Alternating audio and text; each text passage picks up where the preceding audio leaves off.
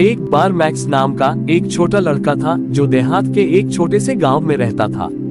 Max का अपनी दादी के साथ बहुत करीबी रिश्ता था जो अपने परिवार के साथ रहती थी।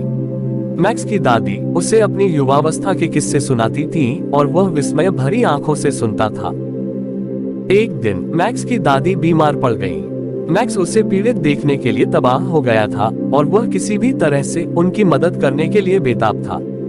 वह अपने दिन अपने बिस्तर के किनारे बैठकर बिताता था, उनका हाथ पकड़ता था और उसे आराम करने की कोशिश करता था।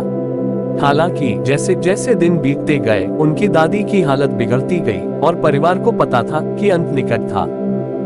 अपनी दादी की मृत्यु के दिन मैक्स असंगत था।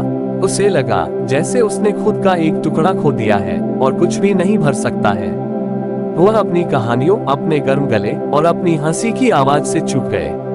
वह समझ नहीं पा रहा था कि उसे क्यों जाना पड़ा और जीवन इतना क्रूर था।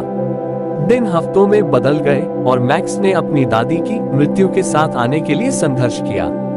उन्होंने खुद को अपने परिवार और दोस्तों से पीछे हटते हुए पाया, बैग के समुद्र में खो गया।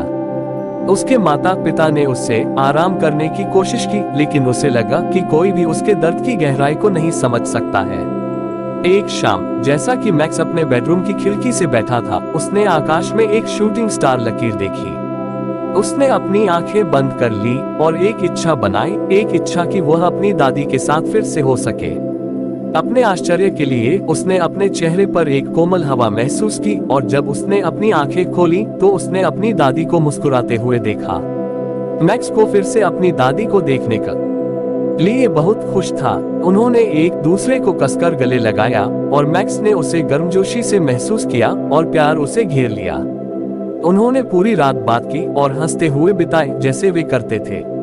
मैक्स को लगा जैसे उन्हें अलविदा कहने और अपने नुकसान के साथ शांति बनाने का दूसरा मौका दिया गया था।